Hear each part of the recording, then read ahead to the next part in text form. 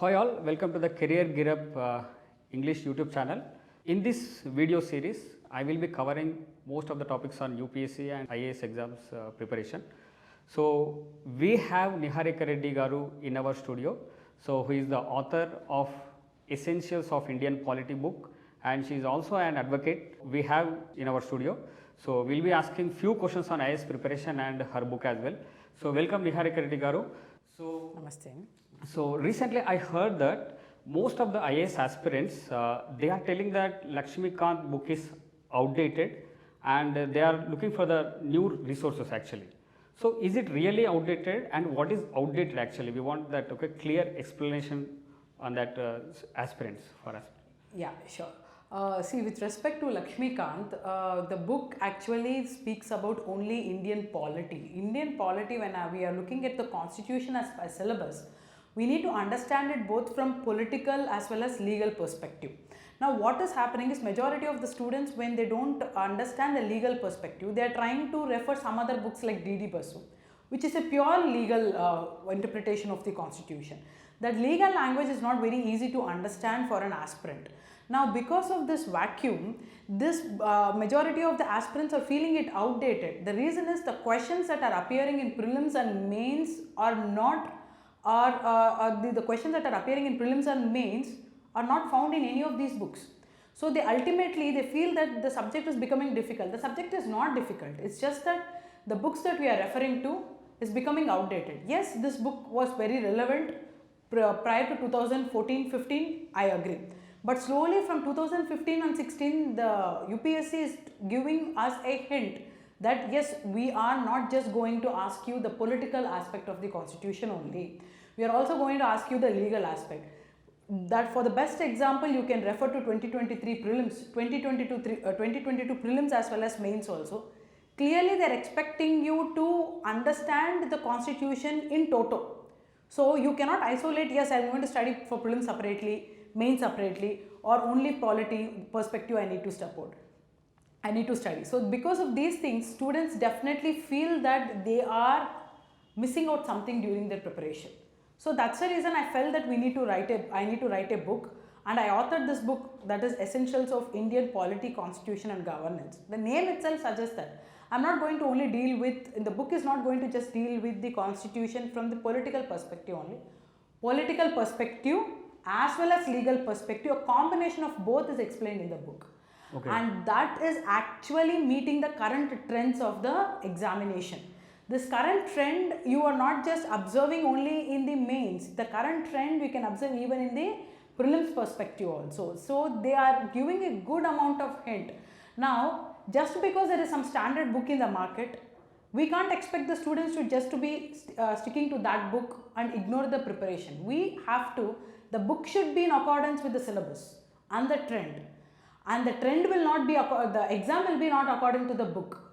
Unfortunately, students are misguided in saying that, yeah, okay, this is a standard book, so read this book, so it will be sufficient. That's a problem here.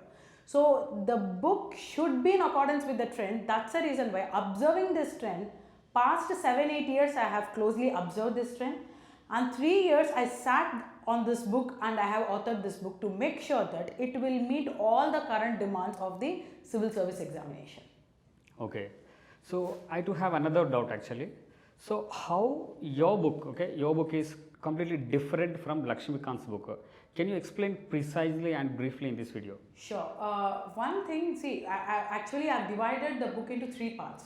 The first part will be talking about the Indian constitution both from political and the legal perspective. Second part will be dealing with the comparison of the other world constitutions. Third part will be dealing with the governance. And all these parts are interrelated. If you don't understand the constitution, you can't understand the governance part. And my book, I can confidently say that there is no other book in the country that clearly, comprehensively covers both the constitution as well as the governance part also. Simultaneously, I am covering this one. First thing. Second thing, I did not dump the information. When will a book sound interesting? When can a book make the preparation easy? Only when I write a book or a chapter which actually runs in a cohesive manner and a comprehensive manner. I did not just dump information. Okay, commissions are there. What is the strength of the commission? What are the powers of commission? I cannot mug it up, or as an aspirant, I cannot remember this for a longer period of time. But if I tell you the background as to why such commission has been created, or to be more precise, say just take the example of budget only. Budget or center state financial relations. In that I have clearly explained what happened, why the center had to move from prior to 2000 reforms, why we had a different financial relations between the center and the state. Post 2000, why there was a change. After the Finance Commission recommendation, why did they further undergo the changes? And after GST, what is the amendments that we are expecting? If there is a complete link, then people easily, or the students will easily understand why there is a center state relations in the first place. What is the whole point of having GST as an indirect tax? Why this budget process is such a lengthy process? Everything in and out has been covered. Okay. So I'm not just covering constitution from polity aspect. It is covered from legal perspective, economical perspective also, which you don't find a challenge, which you don't find it in any other book. Okay. This is why my book is different from other books. I have not dumped the information.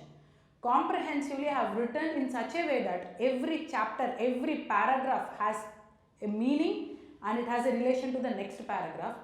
It will be presented in the form of a story to the student. That is very important. When I watch a movie, if I just keep dumping the information, it looks like a documentary. But when I feel that movie is making some sense, only when I try to portray it like a story. That is what I did in this book. That's the reason my book is different from all other books in the market. Now this thing is, and you can understand easily the correlation, no need to read any chapter.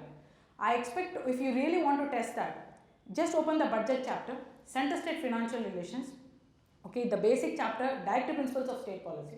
Okay. One can easily identify the difference between my book and any other standard books in the market. Okay.